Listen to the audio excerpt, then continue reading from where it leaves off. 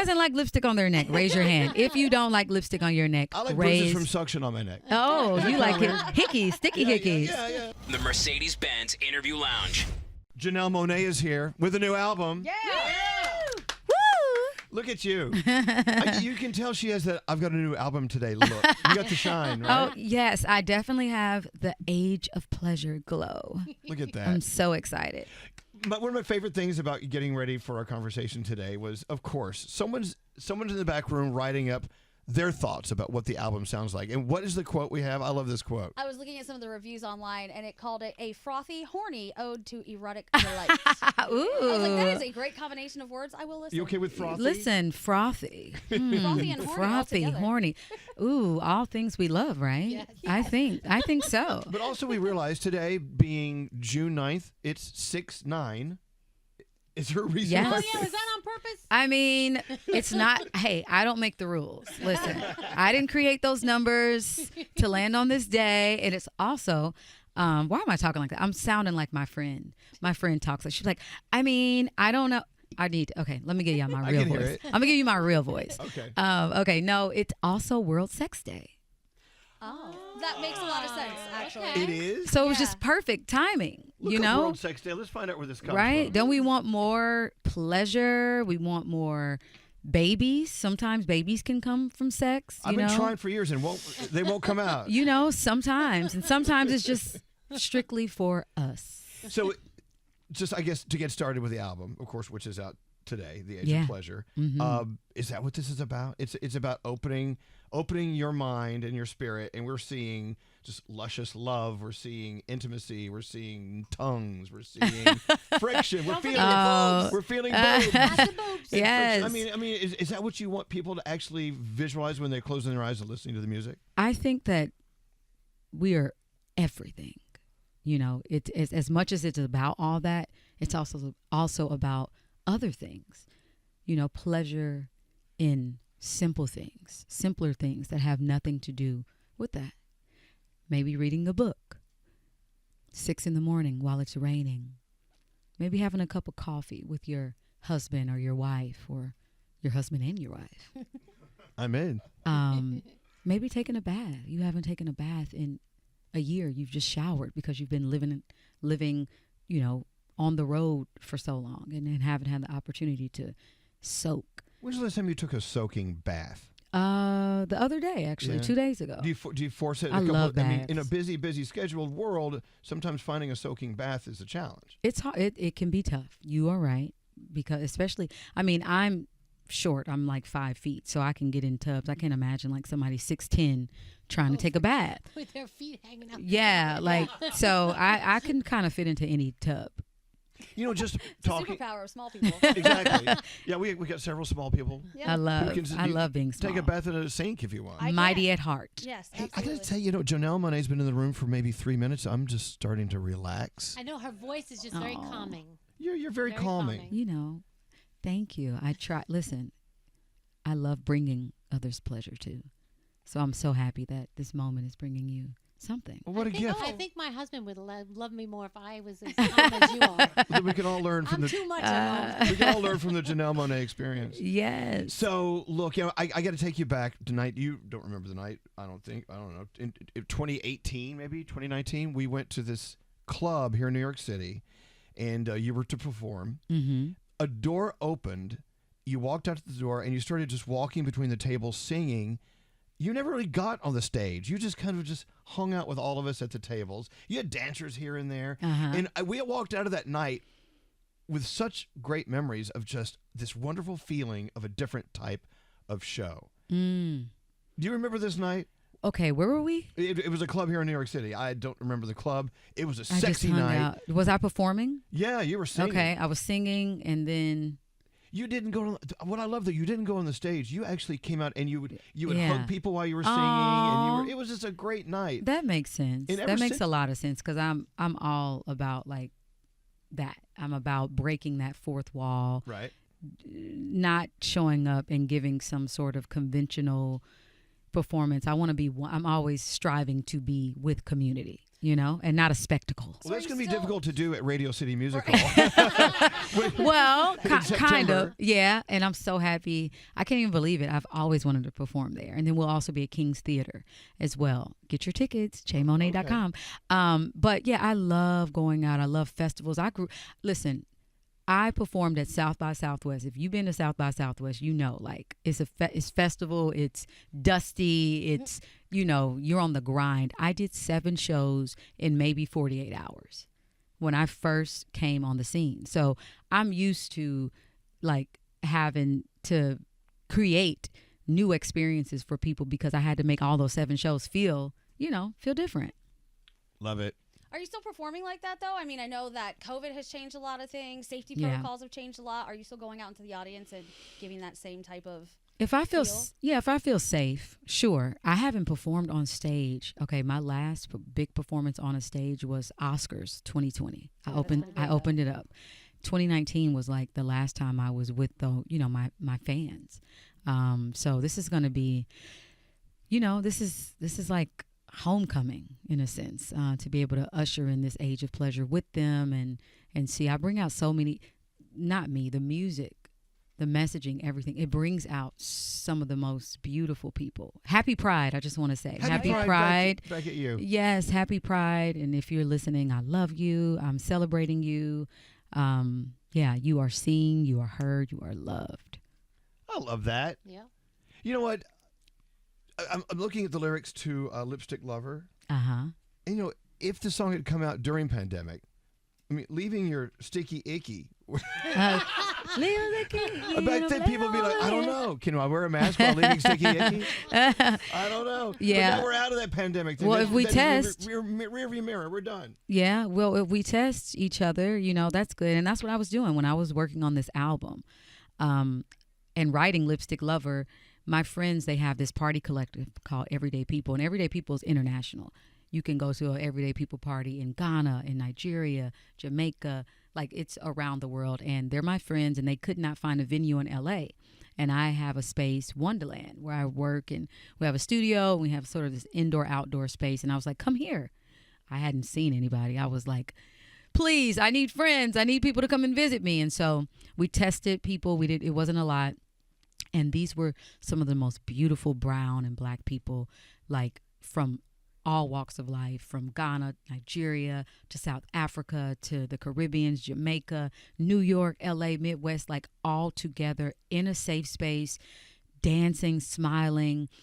And when you're away from people and you get that first time of like sort of reintegration into like, an event or a party, it's sort of like you have fresh eyes again. It's like you're like, this is what it's about. Like, this is about us in a safe space, feeling free to discover who we are, free from police coming in, trying to shut us down, free from judgment, free to like come dry, leave wet, come with a shirt on, leave with your shirt off, and you feel safe. And the women specifically feel safe. And I would then go on to write The Age of Pleasure, the soundtrack to a lifestyle. I made the songs. If I knew we were having a party on a Friday or Saturday, I would go into the studio on that Monday or Tuesday, and I would be like, okay, we need 3 songs that fit in this playlist. If people are not Shazamming, it's not going on the album. If people sit down, it is not going on the album. Wow. Don't tell them it's me. Wow. Do not tell them it's me. Like, play it. And that's how I wrote this project, because I got specific about who I wanted to make the music for. I was like, if my friends love it, we love it, that's it. That's all that matters. Well, when we hit Lipstick Lover in a second, you'll hear what we've been singing. Before you came in, before Janelle walked to the door, we played like 5 times in a row. I think we learned Oh, all the I words. love We you did learn all the guys. She words. knew It's all the so lyrics. good. I love. I like lipstick on my neck. Hey, who doesn't like lipstick on their neck? Raise your hand. If you don't like lipstick on your neck, I like raise. bruises from suction on my neck. Oh, you like it. Hickeys, sticky hickeys. Yeah, whatever. Yeah, no, that's a true song. I'm surprised I didn't write it a long time ago. Right. Because I have definitely been a lipstick lover, where I have, I left a few red prints on some necks, and I've had some on mine. So Right. it was only right. I remember just going in the bathroom and being like, yep. They have struck again. this Let's one write a guy- song. Well spent. guys should wear lipstick now. Yeah. So we know where we went the night before. It's like, where were we? Hey, Glass Onion, loved you. Your character. Thank you. In my opinion, without your character, without you in Glass Onion, of course, it would have fallen apart. The story wouldn't have made sense. Yeah. But what a fun film to watch. Was it as fun to be a part of that project? Yes. I had the time of my life. Rian Johnson is just such an incredible director. Being able to work with Daniel Craig, the cast, like Edward Norton, Kate Hudson, Catherine, like I can go on and on about them and their family now. Like we're all on a group text. We're always texting each other. What are you doing? Sending funny memes and stuff. And I just grew so much as an actor from those roles. You know, a lot was required of me. I knew that it was going to be like, you know, a heavy load, but it was so fun. I had so much fun becoming those characters. It's so interesting to see a film like that, an ensemble cast like that, because you just assume you all get together for, I don't know, however long it takes to do it, months, I'm supposing. Yeah. And your family for months, and then one day it wraps and you all go your separate ways. And in this situation, you're still connected. Yeah. But I can see how in that business, it can be kind of sad in some ways if you are so close to someone for very emotional moments. And then, okay, we're wrapped. Next project. And you're like, okay, bye. Yeah. See you later. I know. You definitely have that withdrawal. You know, we were like a theater troupe that got dropped off for the summer. And really, we were like, Mom and Dad, don't come and pick us up. Like, we want to stay with each other. It was one of those situations. Can there be a part 2? Can there be more? Well, with Rian Johnson, with his films, the only person that comes back is Daniel Craig as detective. I would love. I mean, I guess I could get plastic surgery and then come and audition as a new actor. But yeah, he sort of does his roles where every it's a new mystery every time, new cast. Right. Yeah. So you're talking about the vibe, and it's really important to you to have an upbeat, fun, happy, people shazamming, having a good time. How many Met Galas have you been to? A lot, right? Oh, yeah.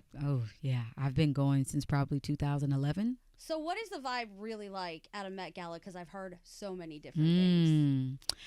Ooh, well, I mean, for me, I love my team. I love creating. I'm such like being an artsy kid growing up and somebody who loves creativity and collaborating with other minds, especially when there's a theme. Because it's like, okay, we have a theme. Okay, it's camp. You know, I'm like, all right, I want a winking boob. I want 6 hats stacked, but it looks like they're falling off, but they're not. It's one hat. That was me and Christian Siriano, and then I went with Tom Brown this time. And so we had so much fun that I always go into it like with my own agenda, which is to have a good fucking time, you know, and don't take it so seriously. Definitely people do come and take it seriously. You feel nerves. You feel people being pretentious. Maybe it's disguised as, you know, maybe they're self-conscious. I don't know.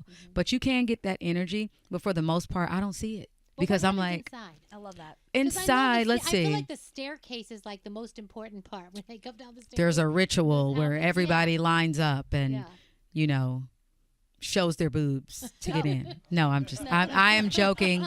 Do not make this a headline. Do not say Janelle Monáe says everyone Anna Wintour lines people up.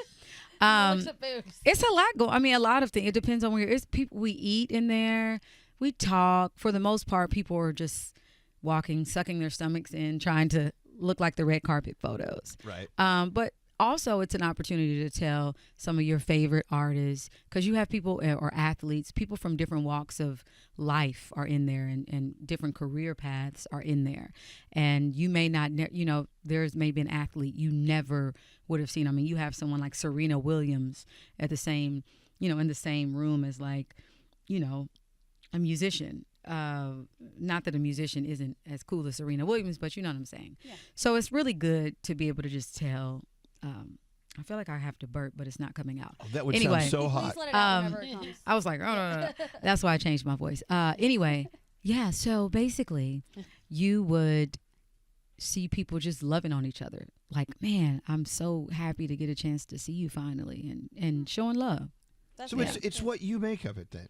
It's what you make Before of you it. get out of that Escalade right Yeah. out front. I already have my mind made up. Then I that's know what you gotta do. exactly how I'm going to be when I walk in there. And, you allow, obviously, for, things to happen, but you have to stay in your, thank you. You have to stay in your vibe, Right. Have you ever had a wardrobe malfunction?